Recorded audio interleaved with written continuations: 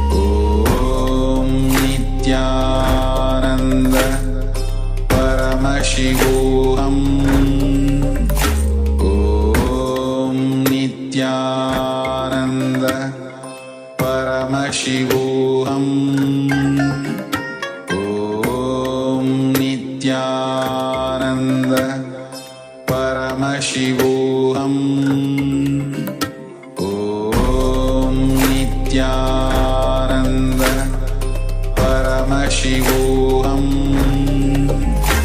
ॐ नित्यानन्द परमशिवोऽहम् ॐ नित्यानन्द परमशिवोऽहम् ॐ नित्यानन्द परमशिवोऽहम् ॐ नित्यानन्द परमशिवोऽहम् ॐ नित्यानन्द परमशिवोऽहम्